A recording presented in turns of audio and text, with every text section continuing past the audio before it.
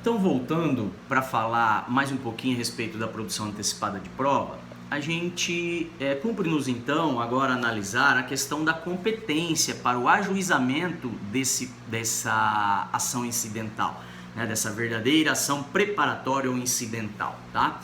Esse procedimento, então, quando ele ocorre de forma incidental, a competência será do próprio juízo aonde o feito já foi distribuído, tá? Ou seja, a ação principal já foi proposta, né? E a necessidade de produzir essa prova de maneira antecipada surge como um incidente no decorrer da ação, no decorrer do processo já em curso, tá?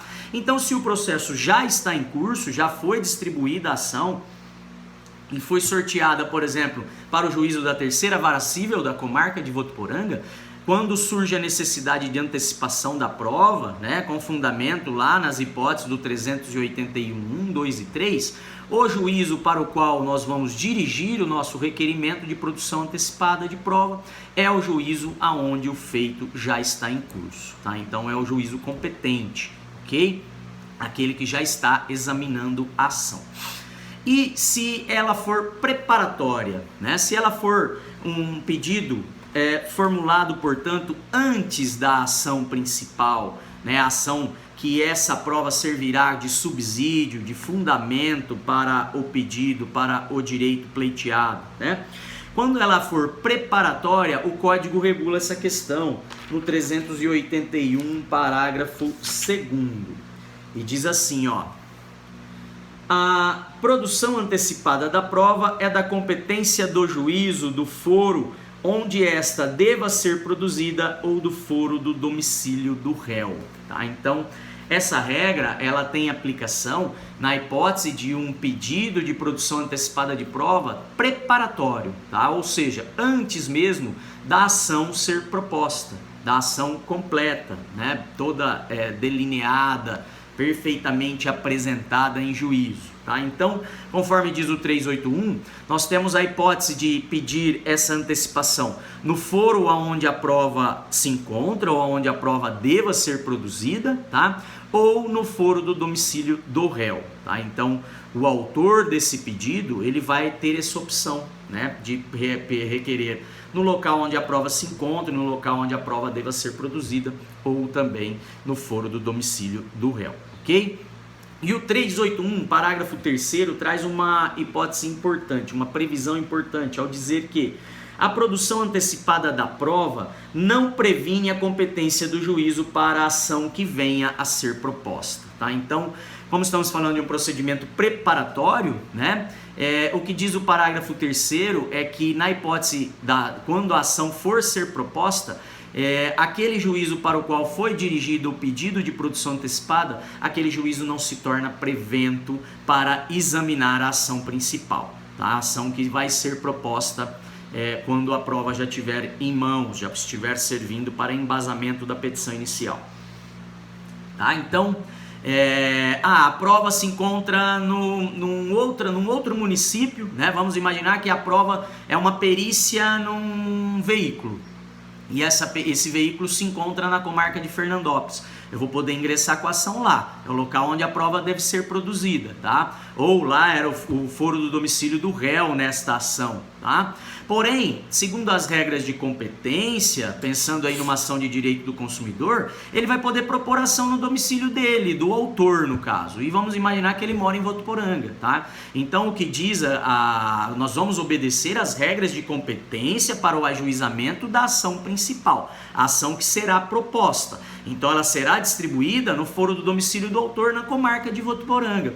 Por quê? O juízo da comarca de Fernandópolis, que é o local onde a prova se encontra, o local do domicílio do réu, não se tornou juízo prevento para a análise do pedido principal, tá? Então, essa é uma regra importante, tá? Que o pedido de produção antecipada de provas poderá ser feito em outro juízo que não o juízo da ação principal, da ação a ser proposta, que essa deve observar as regras de competência previstas no Código de Processo Civil, ok?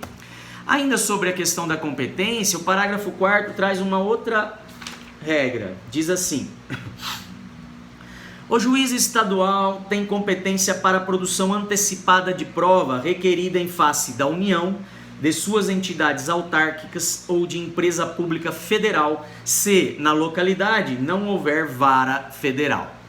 Ou seja, naqueles locais onde não se encontram instaladas varas da Justiça Federal, como no caso da comarca nossa aqui, a nossa comarca de Votuporanga, tá? Em que nós não temos aqui uma vara da Justiça Federal, né? A competência que era de São José do Rio Preto e agora recentemente passou para a vara da Justiça Federal de Jales, né?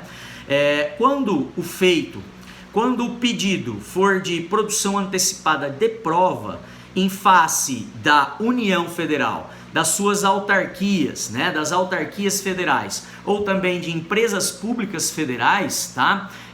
Como na localidade, como na comarca de Votuporanga, não existe uma vara da Justiça Federal instalada, essa ação, esse pedido, né, vai poder ser formulado junto ao juízo estadual. Tá? Então, há aí uma prorrogação da competência da Justiça Estadual para a produção antecipada de uma prova em face da União, das autarquias e empresas públicas federais. Né?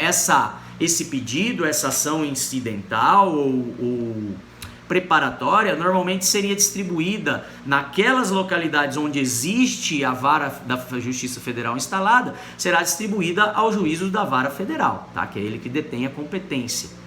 Então, nesse caso, lá em Jales, por exemplo, ou em Rio Preto, né, ou em Araçatuba, esses pedidos de produção antecipada de prova seria distribuída na Justiça Federal, tá? Porque por conta de ser em face da União ou de empresa federal, autarquia federal, a competência é da Justiça Federal. Tá? Porém, em localidades onde ela não se encontra instalada, a Justiça Estadual atrai esta competência para este tipo de pedido. Mas, mais uma vez destacando, isso não gera prevenção com relação ao pedido principal. A ação a ser proposta, né, ela deverá ser proposta na Justiça Federal, segundo as regras de competência previstas na legislação, né? Na Constituição e no Código de Processo Civil, beleza? Então, a gente avança um pouquinho mais para tratar de uma outra questão, tá? Ainda dentro dessa análise de petição inicial, competência para ajuizamento, né, desse pedido, temos que destacar que o Código diz quais são os requisitos da petição inicial, que não há mais necessidade de comprovar periculum in mora e fumus boniuris, né? Mas o 3282 diz que o autor desse requerimento de produção antecipada de prova, ele deve atentar para o seguinte: na petição, o requerente apresentará as razões que justificam a necessidade da antecipação da prova. Então, o primeiro requisito é dizer os motivos, as razões que levam à necessidade de antecipação da prova.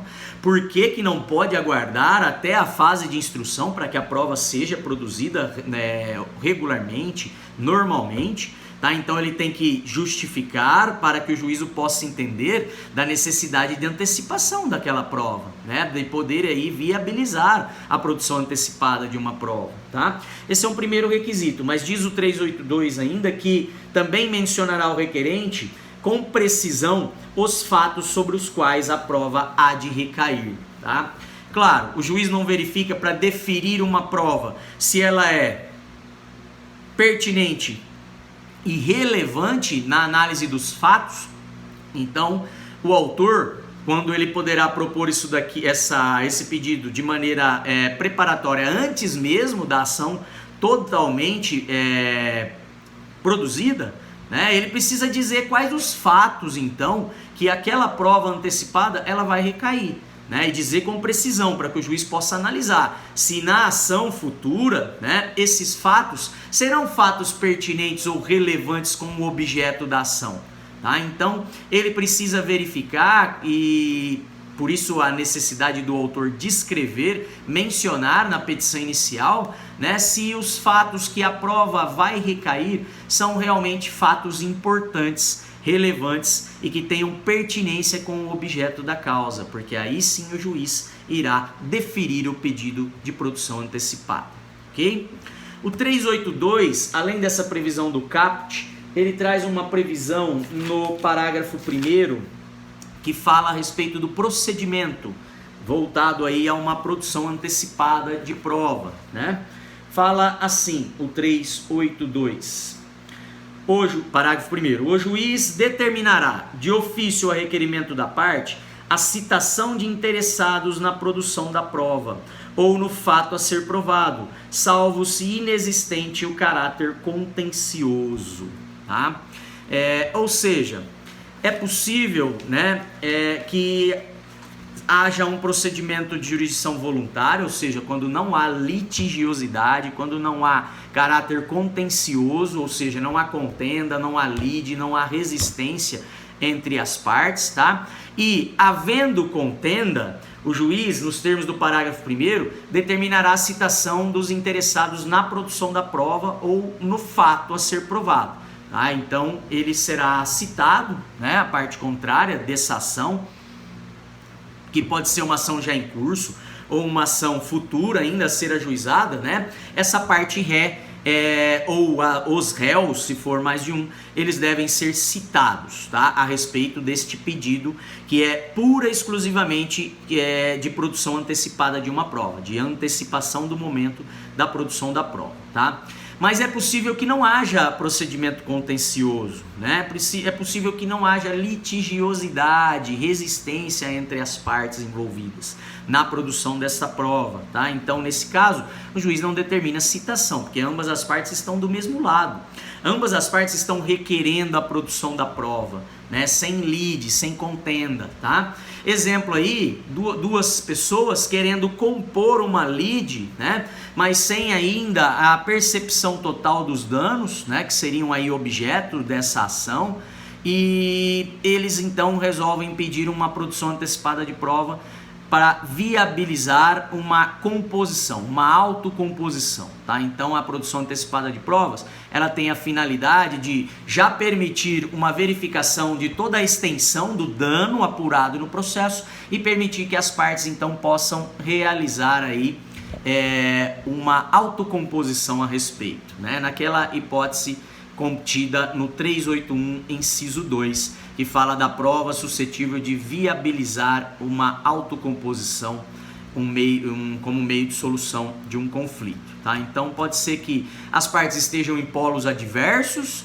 e, estando em polos adversos, havendo lide, o juiz determina a citação, né, da parte contrária, dos interessados, como diz o 382, parágrafo 1º, e não havendo lide, não há citação, porque ambas as partes são autores do requerimento, tá? Então, nesse caso, o juiz vai poder, como procedimento de jurisdição voluntária, acatar o pedido ou não, determinar a produção da prova antecipadamente ou não, ok?